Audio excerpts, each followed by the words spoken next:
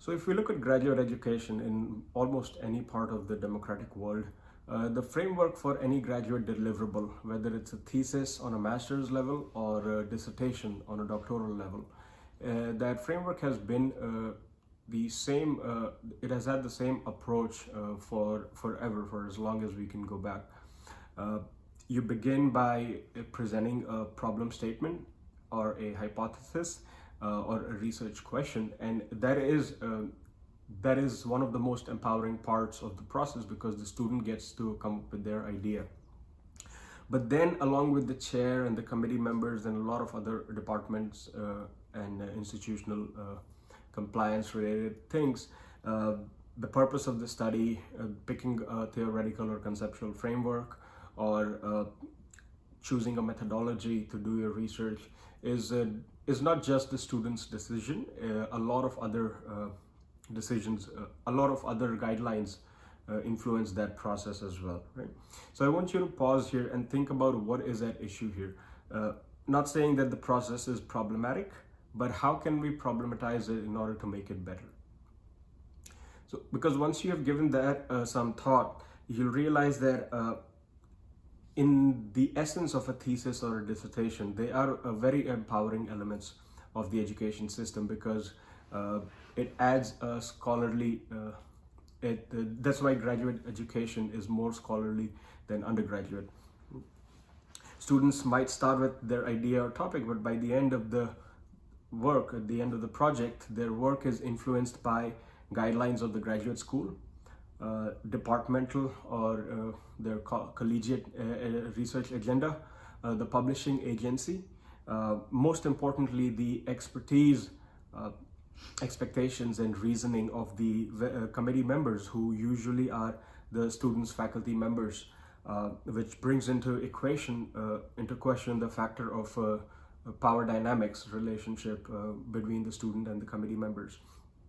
Also, a good dissertation is a done dissertation. That's something that we have heard a lot of times in the academia, but unfortunately that joke refers to the notion of prioritizing wrapping up a dissertation or thesis more than the quality and the amount of work that goes into that piece of document. And so it undermines the value of the student's work. So quality is being affected. That's the number one problem with this approach. The other problem is equity and access. We talk about equity and access being challenges in the education system, and that's not just a one-way traffic. Pursuing education or an educational degree is not the only hurdle. It's also the other way around. The scholarship that we produce in academia, how is that disseminated to the society? So if you look at thesis and dissertations, they usually get printed and published and get wrapped up into a textbook at the library. The only people who have access to that are a very privileged space, whether it's faculty or researchers or scholars or students.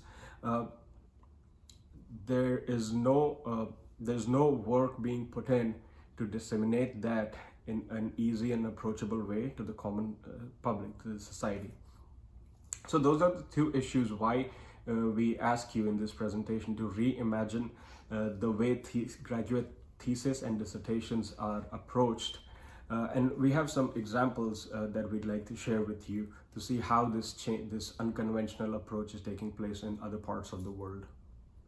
So the examples of unconventional graduate dissertation that we are presenting in this presentation comes from two largest democracy. One is from the United States of America. We are taking the example of Clemson University, where a PhD student of rhetoric, communication and information design program, he conducted a dissertation study and produced a 34-song rap album as an output of his dissertation, which is a unique format, which was widely appreciated by social media and academia and academic scholars. So the benefits of these kind of untraditional, unconventional output of your dissertation process is not just related to understanding how the research process is being understood and conducted by the student, but also how and what action and what kind of impact that output provides to the community and to the area of academics.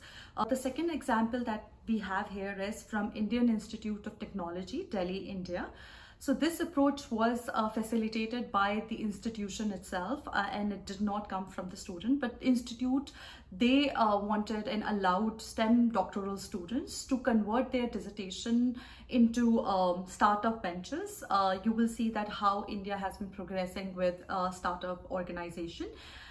They also created a separate incubation center, which was established for to support the student in the funding process, to make sure that they are complying with the standards, and also giving some push to the sustainability efforts. And this steps has been continued and appreciated by the STEM scholars throughout the world, and also the AI practitioners and across the globe. In the third part of this presentation, we will be talking about the implementation.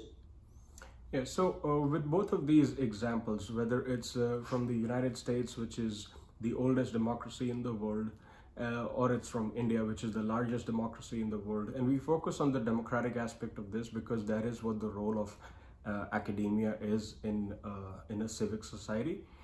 So that is one of the important values that we have to carry with this, which is the reason why we are reimagining these approaches as in this presentation today. So when we start implementing such sort of approaches, there's a lot of benefits with these reimagined frameworks. It increases student enrollment into graduate schools because institutions are more encouraging and nurturing of students bringing in their ideas and their formats. It increases student retention in graduate schools because most of the thesis and dissertation, master's and doctoral students drop out during the thesis and dissertation writing phase. Right? So this reimagined approach will positively affect the retention rate as well. Another benefit is an enhanced research portfolio for faculty members, particularly those who are chairing and are sitting on these committees. Also, it expands, such reimagined frameworks have the potential to expand university corporate or university civic agency partnerships on both private and public levels. So how do we implement such ideas on public, private institutions and on a graduate education level? Because more often than not, universities are known as traditional conservative institutions where change is very hard and slow to implement. Even if you look at the thesis and dissertation process in almost virtually any university, the school or college of graduate study has its own influence on the process. The college or the department will have their own research agenda, which will guide faculties in their work while sitting on these committees. Publishing agencies also influence the product of whether it's a thesis or a dissertation. That's why they all look virtually the same. There's no creativity allowed with covers or images or fonts and those kind of things. So those are the bigger places where change needs to happen, all those three avenues. There are some non-conventional approaches that you can take in this step as well. Appointing a graduate faculty representative. There are certain university systems, like for example the Texas A&M system, which allow this in some of their member schools. A graduate faculty representative has to be from a discipline other than the student and the dissertation chair. They sit on the committee to not just balance the power dynamics between a student and the faculty, but they also work as a silent empowerment agent for the student. So that is a helpful way to keep a check on this process.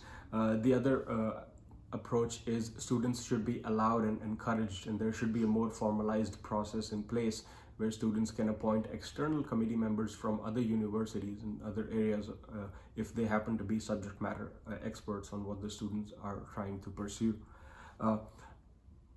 Other than the policy part of it, academic organizations, associations, conferences, symposiums are an excellent place to have this kind of dialogue about non-traditional approaches.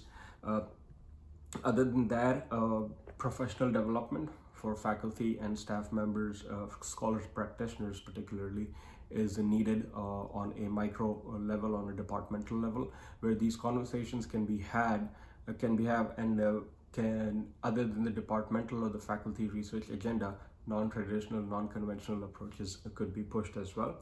You could bring outside speakers, even on a very micro level. You can bring them to speak to your faculty and graduate students, particularly people who have experience with these non-traditional, whether it's genres, methodologies, or portrayals. Also, faculty development is needed for the IRB, or the Institutional Review Board, on an institutional level, because they are also part of the process. They approve the study before data is collected and analyzed. So getting them up to speed on these new approaches would also be very helpful. Overall, other than all of these steps, really what is needed to have an open mind in academia, that the students' work is more important than the way it has been portrayed for all these years.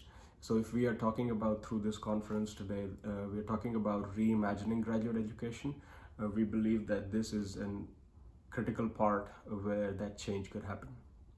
Thank you. Thank you.